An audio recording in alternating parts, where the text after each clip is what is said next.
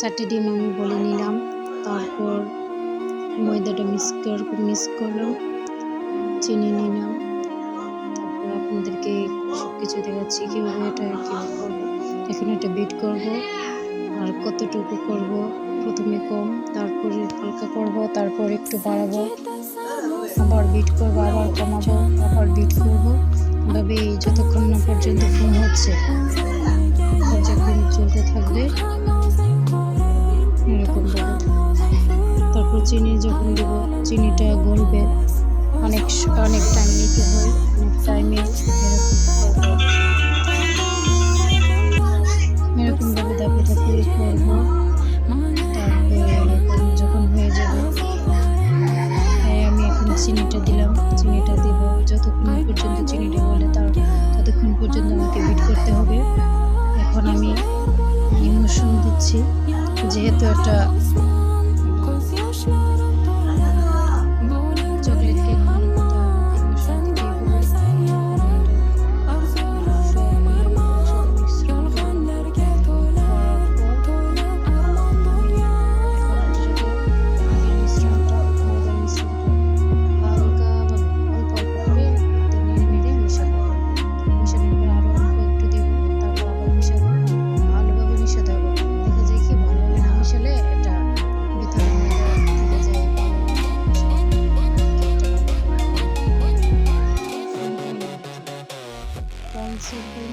বা এরকমভাবে ভালোভাবে আলতোভাবে এটা মেশাতে হবে।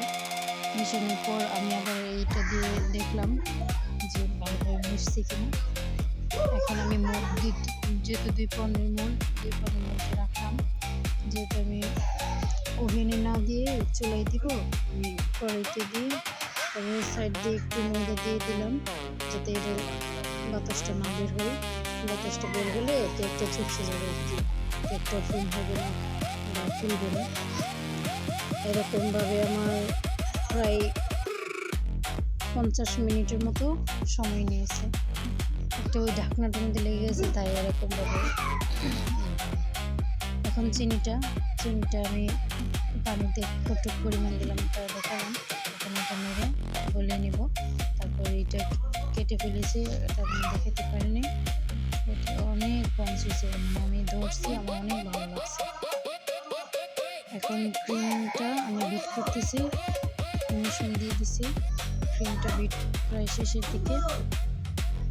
এখন কেকটাকে আমি সুগার সিরাপ দিয়ে এটা ভালোভাবে সেট আপ করবো আর কি। সুগার সিরাপটা দিলে একটু সফট থাকে, প্লাস খেতে একটু ভালো লাগে, মিষ্টি ভালো লাগে।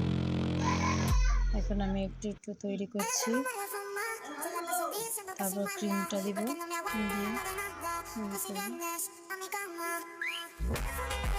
এখন আমি আবার রাখলাম, রাখার পর আস্তে আস্তে দিই।